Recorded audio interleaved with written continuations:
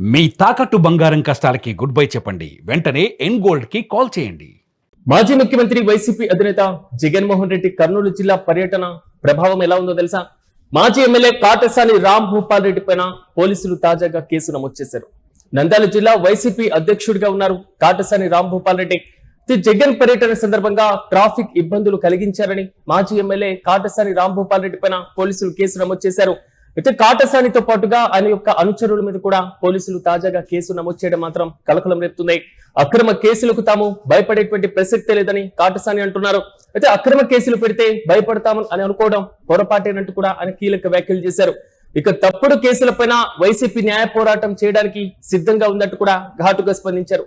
మొత్తం మీద రీసెంట్ గా మనం కొన్ని గమనించినప్పుడు మాజీ ముఖ్యమంత్రి వైసీపీ అధినేత జగన్మోహన్ రెడ్డి కర్నూలు జిల్లా పర్యటన నేపథ్యంలో నంద్యాల జిల్లా వైసీపీ అధ్యక్షుడు పాణ్యం మాజీ ఎమ్మెల్యే కాటసాని రామ్ భూపాల్ రెడ్డి పైన పోలీసులు కేసు నమోదు చేశారు.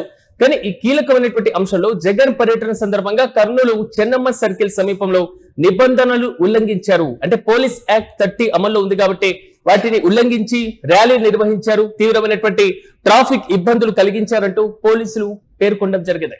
ఈ నేపథ్యంలో కర్నూలు 4th టౌన్ పోలీసులు కాటసాని రామ్ భూపాల్ రెడ్డితో పాటుగా ఆయన అనుచరులు ఇతర వైసీపీ నేతలపైన కేసులు నమోదు చేశారు. దీనిపైన కాటసాని కూడా స్పందించడం జరిగింది. తమ పైన మోపినవి పూర్తిగా అక్రమ కేసులు అంటున్నారు. వీటికి భయపడేటువంటి ప్రసక్తే లేదంటూ కూడా ఆయన స్పష్టం చేశారు.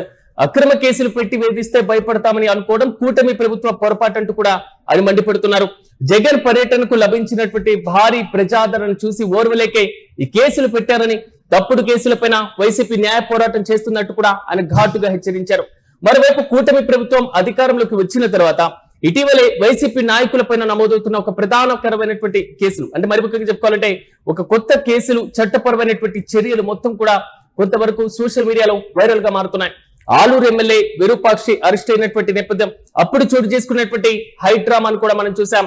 నేనేకల్ గ్రామంలో చోటు చేసుకున్నటువంటి ఒక రకమైన హింసాత్మకమైనటువంటి ఘటన నేపథ్యంలో ఆలూరు వైసీపీ ఎమ్మెల్యే విరూపాక్షి అదేవిధంగా ఆయన యొక్క అనుచరులపైన పోలీసులు 3 వేర్వేరు కేసులు కూడా నమోదు చేశారు.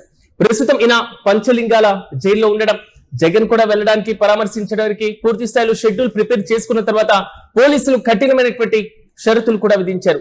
జైల్లో ఉన్నటువంటి ఎమ్మెల్యేను జగన్ పరామర్శించడానికి జగన్ వెహికల్ ఒక్కటి మాత్రమే రావాలి. జైలు నుంచి 1 కిలోమీటర్ వరకు దూరంలో మాత్రమే ఇతర వెహికల్స్ అన్ని ఉండాలి. సో పోలీస్ యాక్ట్ 30 అమల్లో ఉంది. 144 సెక్షన్ విధించడం జరిగింది. బహిరంగ సమావేశాలు ఉండకూడదు, బహిరంగ సభలు నిర్వహించకూడదు, ర్యాలీలు చేపట్టకూడదు. సో ఇలాంటి కీలకమైనటువంటి షరతులన్నీ కూడా జగన్ పర్యటన పైన పోలీసులు విధించినటువంటి తీరుపై వైసీపీ నేతలు కూడా మండిపడినటువంటి పరిస్థితి మనం చూసాం. ఇలాంటి సందర్భంలోనే ఆ పార్టీకి సంబంధించినటువంటి యువనేత బైరెడ్డి సిద్ధార్థ రెడ్డిని కూడా పోలీసులు అడ్డుకోవడం, సో అక్కడ కూడా ఉద్రిక్త పరిస్థితులు. మీరు ఎన్ని అడ్డంకులు అంటే పూర్తి స్థాయిలో అడ్డగించేటువంటి ప్రయత్నాలు చేసినా, మమ్మల్ని అడ్డుకున్న జగన్ అన్నను కలిసి తీరుతాం, ఆయన యొక్క పర్యటన విజయవంతం చేస్తామంటూ జిల్లా శ్రేణులు కదం తొక్కి ముందుకు రావడం మాత్రం సోషల్ మీడియాలో వైరల్ గా మారినటువంటి పరిస్థితి కూడా మనం చూసాం. జగన్ పర్యటన కొనసాగుతుందంటే ఆ ప్రాంతంలో ఉన్నటువంటి జన సమూహాలు, చుట్టుపక్కల గ్రామాల ప్రజలు, ఓర్వకల్లు ఎయిర్పోర్ట్ నుంచి సో జిల్లా జైలు వరకు ఆ సమీపంలో ఉన్నటువంటి గ్రామాల నుంచి తండోపతండాలుగా రోడ్లపైన జగన్ వచ్చినటువంటి జనం పూర్తి స్థాయిలో జగన్ కలవడానికి, ఆయనతో కరచాలనం చేయడానికి, ఆయన అభివాదం చేస్తూ ముందుకు కదులుతుంటే అడుగడుగున ఆయనను కలుస్తున్నటువంటి విధానం, ఫోటోలు దిగేటువంటి ప్రయత్నం, ఈ మొత్తం పరంపరను కూడా సోషల్ మీడియాలో చూసాం. కానీ పోలీసులు ఎంత కట్టడి చేసినా జనం వస్తారు, జగన్ ని చూస్తారు. ఇది ప్రస్తుతం ఆ పార్టీ నేతలు చెప్తున్నటువంటి ప్రధాన మాట. జైల్లో ఉన్నటువంటి ఎమ్మెల్యేలు జగన్ పరామర్శించారు. బీసీ నేతలను లక్ష్యంగా చేసుకుని అక్రమ కేసులు బనాయిస్తున్నారని, రెడ్ బుక్ రాజ్యాంగం అమల్లో ఉందని, ఇదే అమలు చేస్తున్నారంటూ కూడా జగన్ ఆరోపించడం జరిగింది. మరోవైపు డిఎస్సి నిరసన ర్యాలీల పైన రాష్ట్ర వ్యాప్తంగా నమోదైనటువంటి కేసుల పరంపర కూడా మనం చూసాం. అంబటి రాంబాబు, విశ్వరూప్ పైన కేసు నమోదైంది. ఇక డిఎస్సి అక్రమ ఫీజు రియంబర్స్మెంట్ కి సంబంధించిన బకాయిలపైన గుంటూరు అమలాపురంలో జిల్లా పోలీస్ యాక్ట్ 30 అమల్లో ఉందనేటువంటి విషయం, దీనిపైన నిరసనలు చేపట్టారనే మాజీ మంత్రులు అంబటి రాంబాబు, పీనేపీ విశ్వరూప్ల పైన కేసు నమోదైనటువంటి వైనం కూడా మనం చూసాం. జగన్ పర్యటన యొక్క ఆంక్షలు ఉల్లంఘించారని ఒకసారి మన శ్రీకాకుళం, కర్నూలు జిల్లా పర్యటనలో జగన్ పర్యటించిన తర్వాత నమోదవుతున్నటువంటి కేసుల పరంపరను కూడా మనం గమనిస్తున్నాం. మాజీ ముఖ్యమంత్రి శ్రీకాకుళం పర్యటనకు వెళ్లారు. మాజీ మంత్రి అప్పలరాజును పరామర్శించడానికి అంపోలు జైలుకు ఆయన చేరుకున్నారు. 144 సెక్షన్ అమల్లో ఉంది, పోలీస్ యాక్ట్ 30 అమల్లో ఉందని పోలీసులు హెచ్చరించినటువంటి వైనం.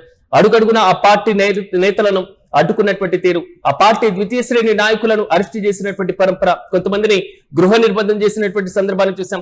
కార్యకర్తలు రాకుండా భారీ గేట్లను అడ్డం పెట్టినటువంటి పరిస్థితి. అంటే పోలీసుల విధులకు ఆటంకం కలిగించారని ఈ పర్యటనలో కూడా మాజీ ఎమ్మెల్యే కిరణ్ కుమార్, అదేవిధంగా మరో 16 మంది వైసీపీ నేతలపైన కూడా కేసులు నమోదు చేశారు. ఇక కర్నూలు పర్యటనలో తాజాగా కాటసాని రాంభూపాల్ రెడ్డితో పాటుగా వైసీపీ నేతలపైన ర్యాలీలు నిర్వహించారు. తీవ్రమైనటువంటి ట్రాఫిక్ ఆంక్షలను, ఆటంకాలు కలిగించారు అనేటువంటి రీతిలో 4th టౌన్ పోలీసులు కేసు నమోదు చేయడం జరిగింది. మరోవైపు అంబటి రాంబాబు పైన సిఐడికి సంబంధించినటువంటి కేసు, కేంద్ర మంత్రి పెమ్మసాని చంద్రశేఖర్ పైన అనుచిత వ్యాఖ్యలు చేశారు అనేటువంటి ఆరోపణ నేపథ్యంలో, అంటే ఈ మొత్తం వ్యవహారాన్ని చూసుకున్న తర్వాత రాష్ట్ర వ్యాప్తంగా వైసీపీ నేతలపైన ఇంత భారీ స్థాయిలో కేసులు నమోదవుతున్నాయా? సో రాష్ట్రంలో రెడ్ బుక్ రాజ్యాంగాన్ని ఇంప్లిమెంట్ చేస్తున్నారా అనేటువంటి రీతిలో ఆ పార్టీ నేతలు వరుసగా చేస్తున్నటువంటి కామెంట్స్, ఆ పార్టీ నేతలు వరుసగా కూటమి ప్రభుత్వం పైన విరుచుకుపడుతున్నటువంటి పరిస్థితులు కూడా మనం చూసాం. ఇలాంటి సందర్భంలో జగన్ పర్యటన ఎలాగైనా విజయవంతం చేయాలి, ఎన్ని కేసులు పెట్టినా, ఎన్ని కీలకమైనటువంటి రెడ్ బుక్ రాజ్యాంగాన్ని ఇంప్లిమెంట్ చేసినా మేము ఎక్కడ తలొగ్గేది లేదు. ఇది కేవలం కూటమి ప్రభుత్వం ఉద్దేశపూర్వకంగా రాజకీయ కక్ష సాధింపు చర్యల్లో భాగంగానే ఇలా చేస్తుందంటూ కూడా పదే పదే ఆరోపించినటువంటి సందర్భాన్ని కూడా మనం చూసాం. కానీ కాటసాని పైన తాజాగా నమోదైనటువంటి కేసు ట్రాఫిక్ నిబంధనలు ఉల్లంఘిస్తున్నారు, ట్రాఫిక్ ఆటంకం కలిగించారు. పోలీస్ యాక్ట్ 30 అమల్లో ఉంది కాబట్టి భారీ ర్యాలీ చేపట్టకూడదు కాబట్టి మీరు ర్యాలీ చేపట్టారు, జనం భారీగా రోడ్లపైకి వచ్చారు, అంత భారీ జనంతో మీరు వచ్చారు కాబట్టి మా యొక్క నిబంధనలు మీరు ఉల్లంఘించారు కాబట్టి కేసు పెడుతున్నామన్నారు. జగన్ శ్రీకాకుళం పర్యటనకు వెళ్ళినప్పుడు ఇదే భారీ జనసందోహం మనం చూసాం. మత్స్యకారులతో ఆయన సమావేశాన్ని కలిసి పరామర్శించిన సందర్భంలో ఇదే భారీ స్థాయి జనసందోహాన్ని చూసాం. పొగాకు రైతులతో ఆయన భేటీ అయి క్షేత్రస్థాయిలో పూర్తి పరామర్శలకు వెళ్ళినప్పుడు ఇదే జనసందోహాన్ని చూసాం.